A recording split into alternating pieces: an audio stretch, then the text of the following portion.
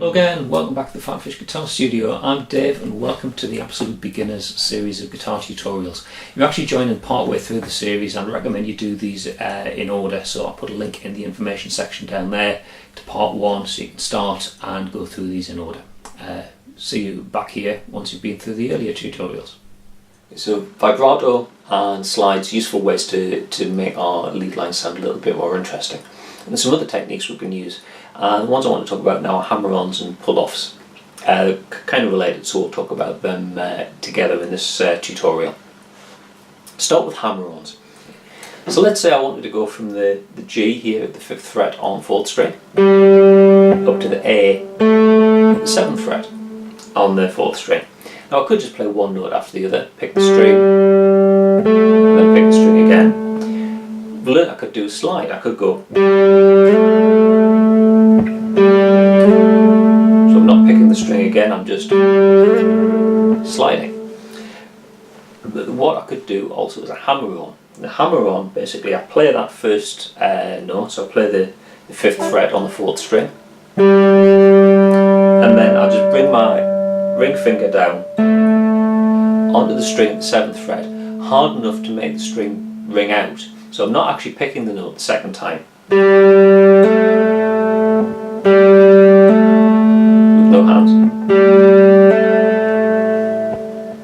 But by bringing the finger down with enough force, it makes the note ring out. So that's another way we can move between notes. And it's a much smoother way than playing. If you hear the difference between playing that with a pick and it's a little bit softer because you're not getting the sharp attack of the pick. So that's a hammer-on. So you can play that between any pair of notes in the scale.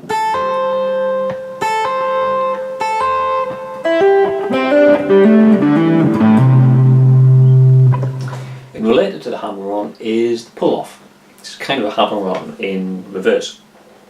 So let's try an A on the 5th fret on the top string and a C at the 8th fret on the top string. If I wanted, I could pull off from C to A. What a pull-off is, I'm basically playing the upper note and then taking my finger off without picking the string.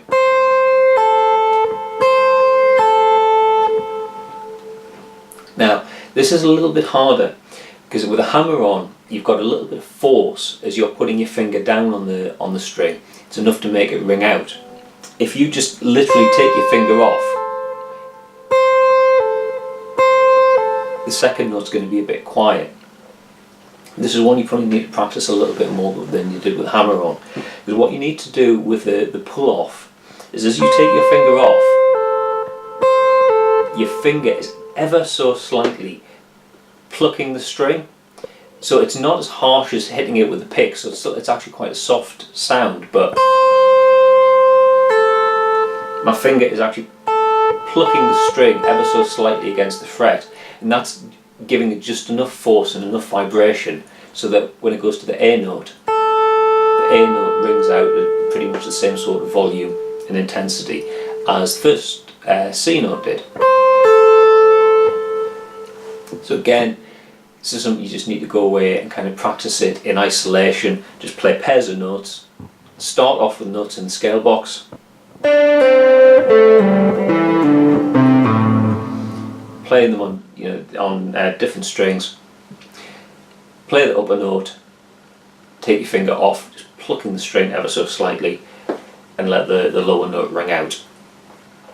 And once you get a bit more proficient with that, start incorporating it into your lead playing, and you should find as you experiment with looking for melodies and lead lines derived from those minor pentatonic scales and the minor blues scale, you can start to string things together that sound quite smooth and quite fluid because you're not just picking all the time. You're looking to make things a bit more interesting by sliding between notes, hammering on from one note to another, pulling off from one note to the other, and a little bit of vibrato just to soften things up at the end.